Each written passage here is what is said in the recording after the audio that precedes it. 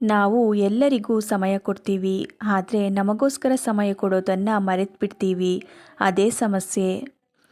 Self care ಅಂದರೆ ಸ್ವಾರ್ಥ ಅಲ್ಲ. ನಿನ್ನನ್ನು ನೋಡಿಕೊಳ್ಳದೆ ಇತರರನ್ನು ನೋಡಿಕೊಳ್ಳಲು ಸಾಧ್ಯವಿಲ್ಲ. ದಣಿವು ಸೂಚನೆ. ನಿರಂತರ ದಣಿವು, ಚಿಡಚೀಡಿ, ಆಸಕ್ತಿ ಕೊರತೆ ಇವೆಲ್ಲ ಸೂಚನೆಗಳು. ಅವುಗಳನ್ನು ನಿರ್ಲಕ್ಷಿಸಬೇಡಿ. ದೇಹ ಮತ್ತು ಮನಸ್ಸು ಎರಡೂ ಮುಖ್ಯ. ಒಳ್ಳೆಯ ಆಹಾರ, ಸರಿಯಾದ ನಿದ್ರೆ, ಸ್ವಲ್ಪ ಚಲನೆ ಇವು ಸೆಲ್ಫ್ ಕೇರ್. ಇಲ್ಲ ಅನ್ನೋದು ಸೆಲ್ಫ್ ಕೇರ್. ನಿನ್ನ ಶಕ್ತಿಗೆ ಮೀರಿದ ಕೆಲಸಕ್ಕೆ ಇಲ್ಲ ಅನ್ನೋದು ಆತ್ಮಗೌರವ. ಹೋಲಿಕೆ ಸೆಲ್ಫ್ ಕೇರ್ ಕಿಲ್ಲರ್. ಇತರರ ಜೀವನ ನೋಡಿ ನಿನ್ನನ್ನು ಹಿಂಸೆ ಮಾಡಿಕೊಳ್ಳಬೇಡಿ.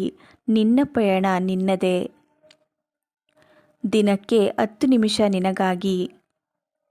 ಮೌನ, ಪ್ರಾರ್ಥನೆ, ಸಂಗೀತ, ನಡಿಗೆ ಏನೇ ಆದರೂ ಸಾಕು. ತಪ್ಪು ಮಾಡಿದ್ರೆ ಮೃದುವಾಗಿರು.